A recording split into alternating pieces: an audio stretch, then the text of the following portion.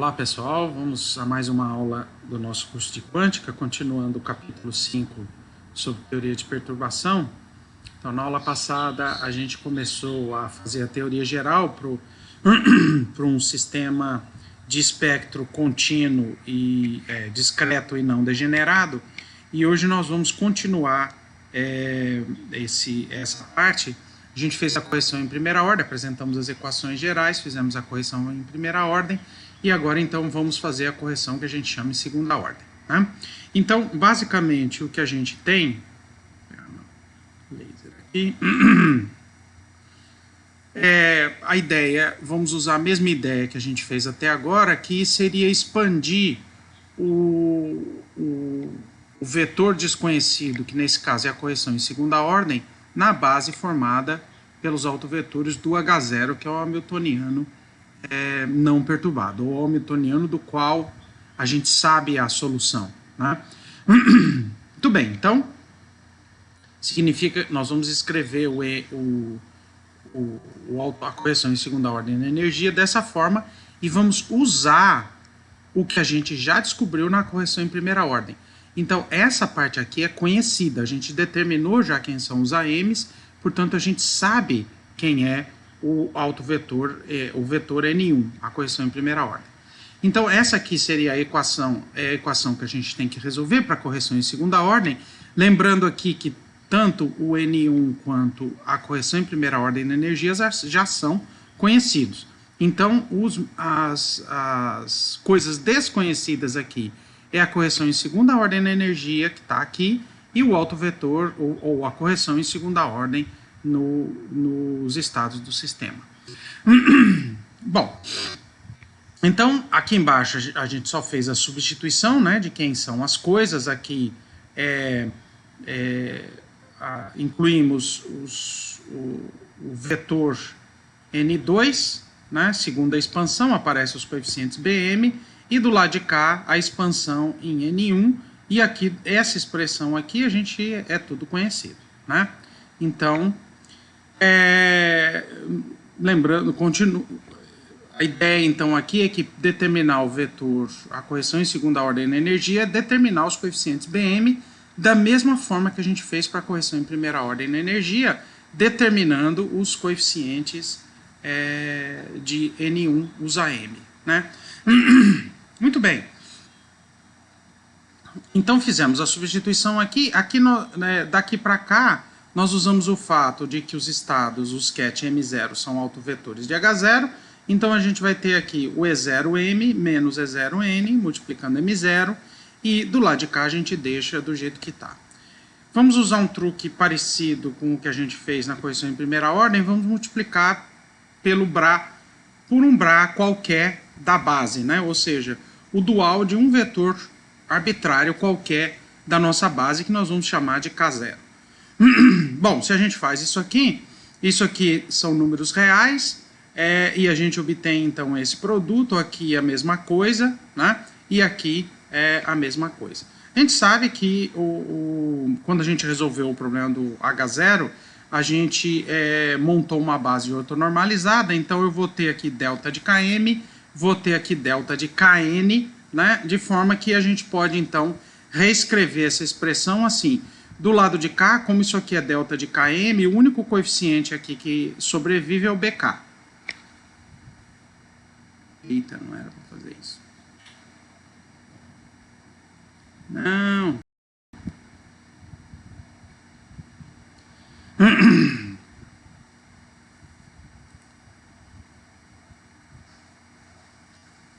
Pronto, voltamos. Tem alguma coisa aqui que não devia, né? Vamos lá. Então, nós estamos aqui nessa expressão. Então, do lado de cá, o único coeficiente que sobrevive é o BK. Do lado de cá, nós vamos abrir essa expressão em duas, né? Então, de forma que a gente vai ter, na primeira aqui, eu tenho o AM multiplicando K0, N1, M0.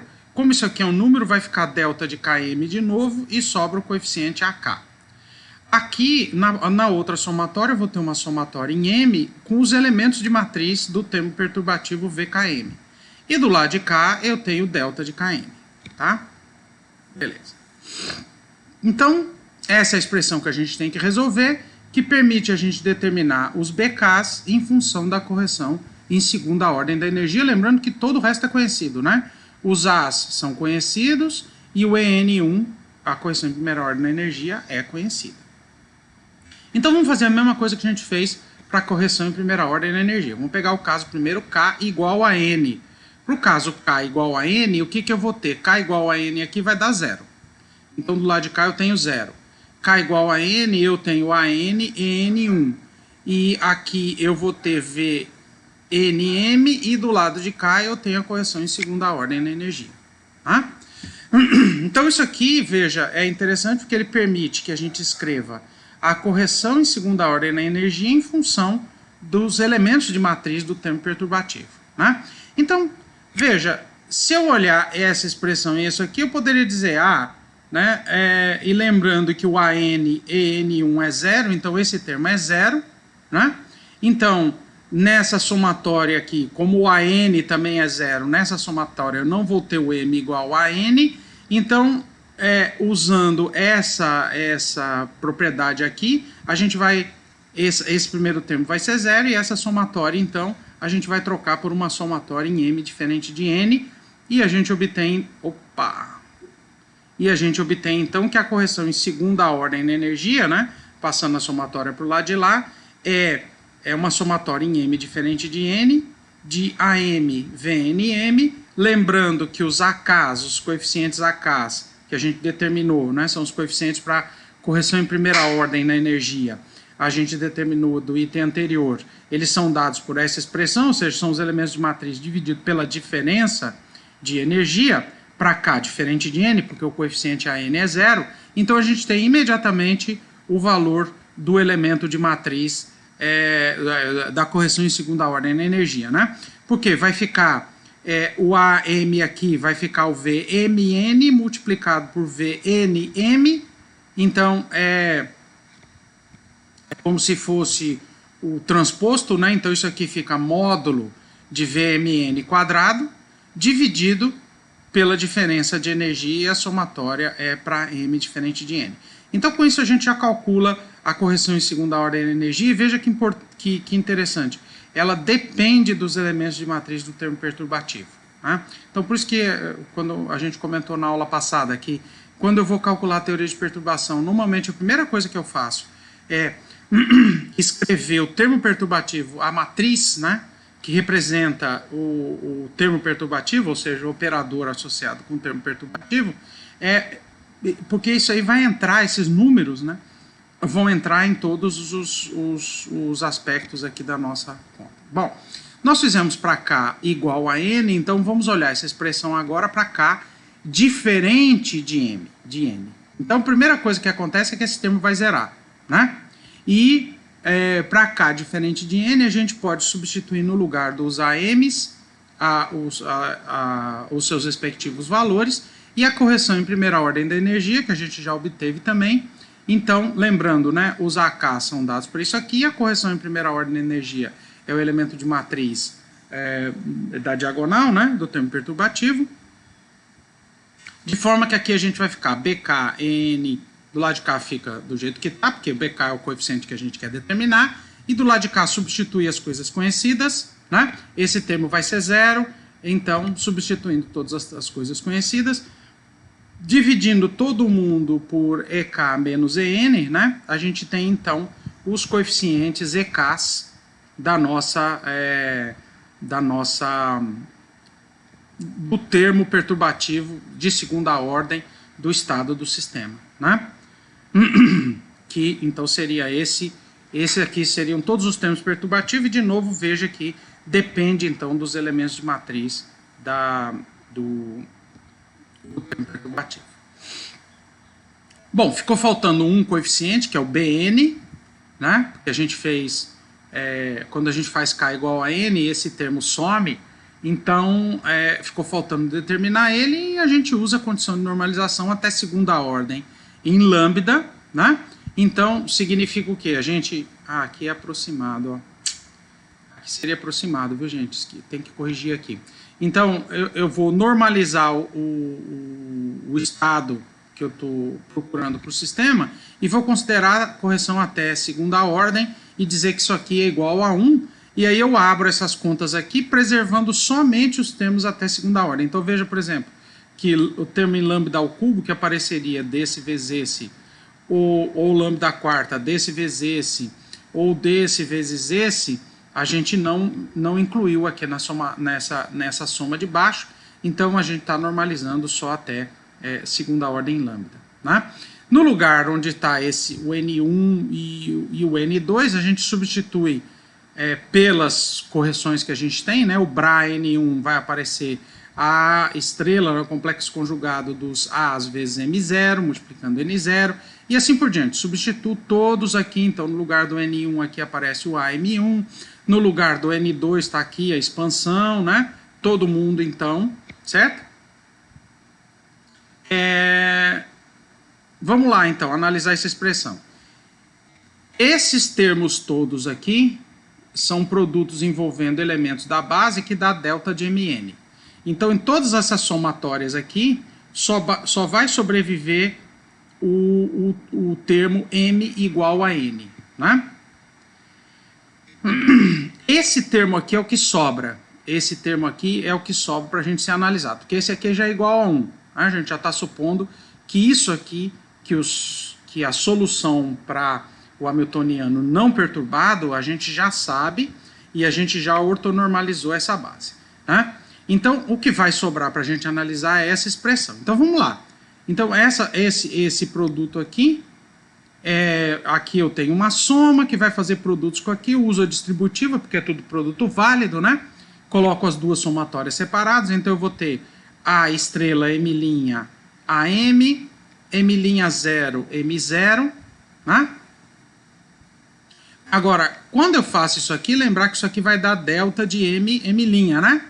Então, nessa somatória aqui, só uma delas é que interessa, porque só vale quando o M é igual a M'. Então, no fundo, é uma somatória única em M, né? Então, isso aqui fica a somatória em M do módulo do AM quadrado.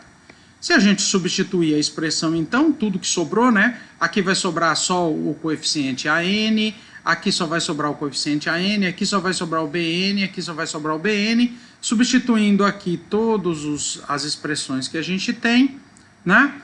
Esse aqui, lembrando que o AN é 0, né?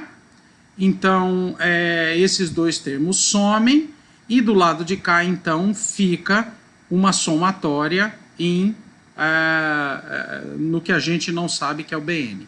Né? Mas vamos lembrar, o N0, o produto, a base é normalizada, então esse produto aqui já é 1, certo? E os AN são 0, né?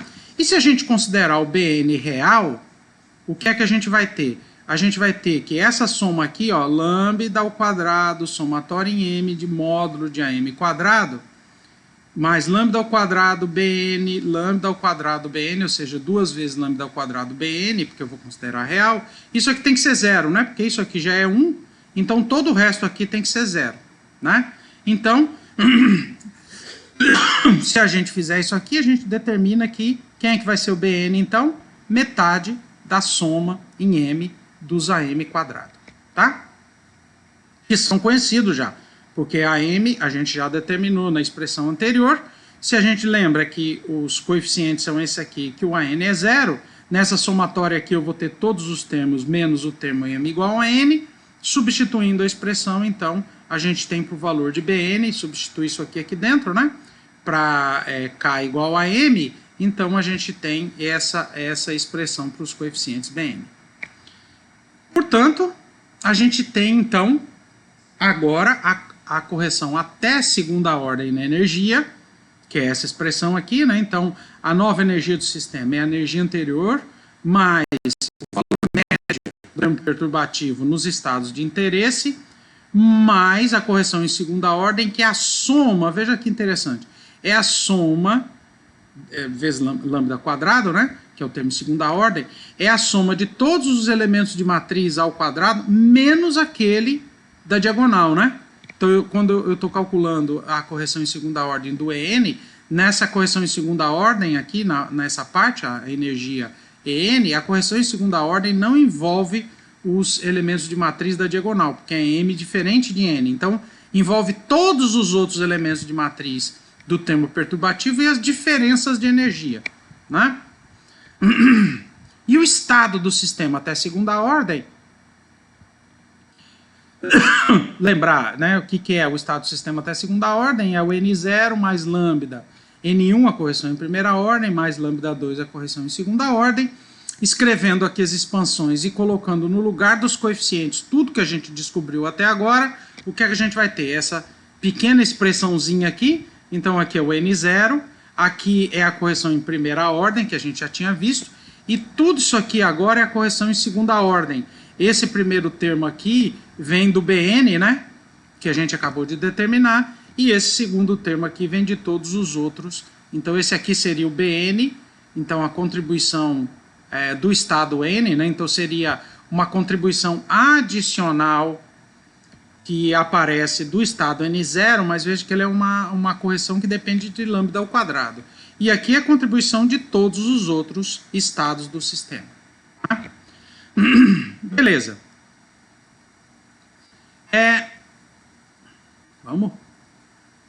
Vamos analisar com um pouco mais de cuidado essa expressão para energia, né? Então, a expressão para energia do sistema perturbado, com correção até segunda ordem, ela permite a gente fazer uma discussão sobre a validade e a aplicabilidade do método, né? Então,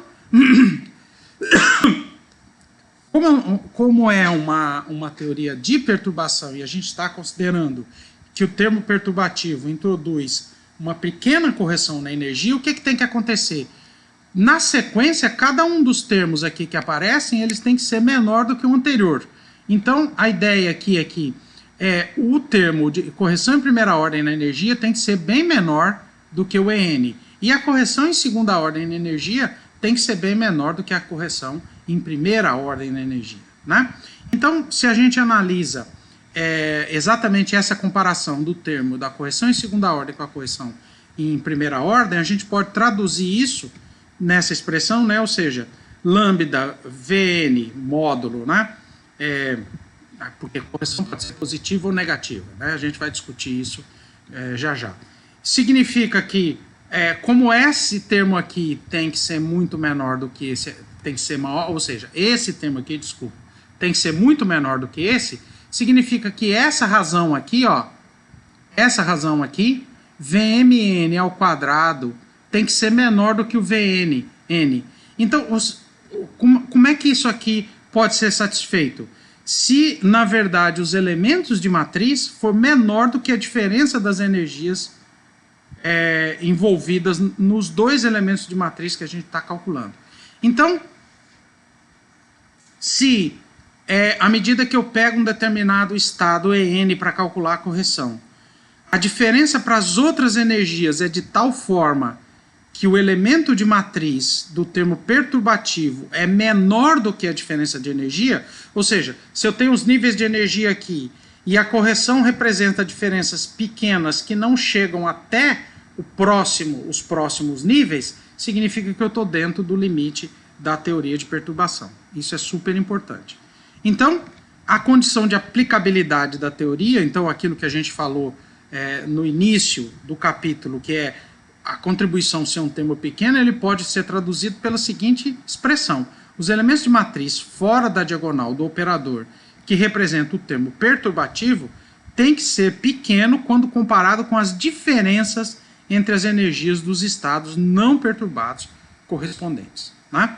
Então, significa que o termo perturbativo, de um modo geral, os elementos de matriz representam números menores do que as menores diferenças de energia que a gente tem no sistema em estudo.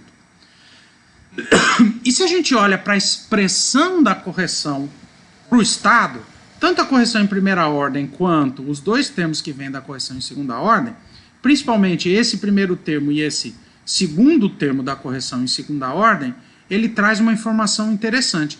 Veja que o novo estado do sistema ele tem uma contribuição importante de N0, né? Essa é a principal contribuição, lembrando que se o lambda é pequeno, essa contribuição vai representar um termo pequeno, já que essa razão aqui também é pequena, né?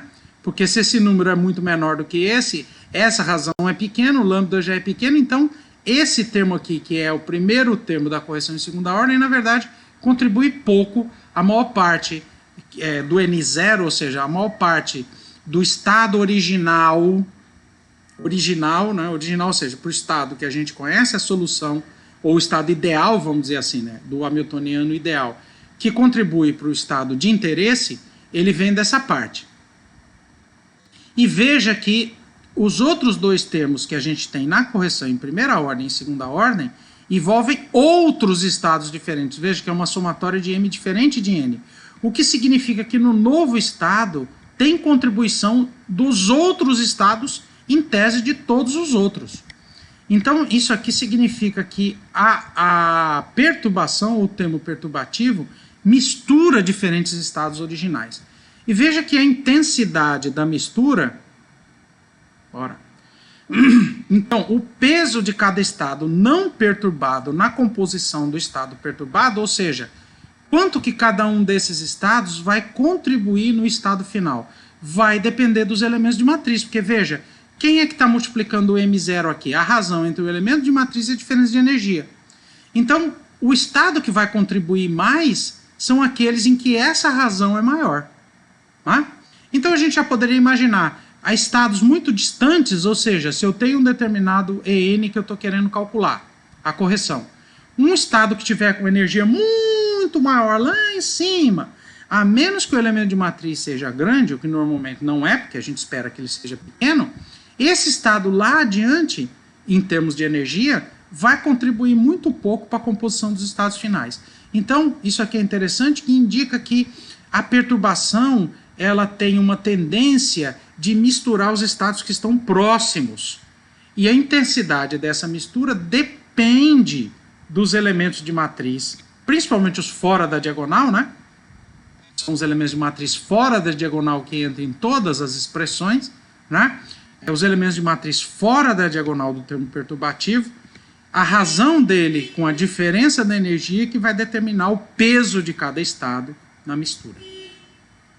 Ou, em outras palavras, a gente costuma dizer também que a perturbação acopla os estados. E a intensidade do acoplamento depende do elemento de matriz do termo perturbativo em relação aos estados originais. Né? Então, esse é um resultado muito importante, a gente usa isso, toda a teoria de estados multieletrônicos, de átomos multieletrônicos, transição e tudo mais, envolve teoria de perturbação e essas propriedades que a gente está vendo aqui. Né? Então, só para a gente rapidinho encerrar, isso aqui é um exercício da lista para vocês, né? Mas só falar sobre, por exemplo, um oscilador harmônico, se a gente introduz um termo linear, né? Então, a gente teria o oscilador harmônico, que a gente conhece, que é a energia cinética mais a energia potencial elástica, né? Adicionado um termo linear lambda_x. Né? Então a gente pode considerar esse termo lambda_x como termo perturbativo se lambda for um número pequeno. Né? Então o H0 seria a hamiltoniana do oscilador harmônico, que a gente sabe a solução, e o termo lambda_v seria, o termo perturbativo seria o lambda_x. Então você vê, né? De cara, o que eu tenho que fazer? Calcular todos os elementos de matriz do operador x em relação aos estados do oscilador harmônico, né? Então, o que é que eu devo fazer aqui? Escrevo o x em termos dos operadores criação e aniquilação e calculo os elementos de matriz em relação aos estados N0. Né? O interessante é a gente analisar o que é que significa esse termo ser pequeno.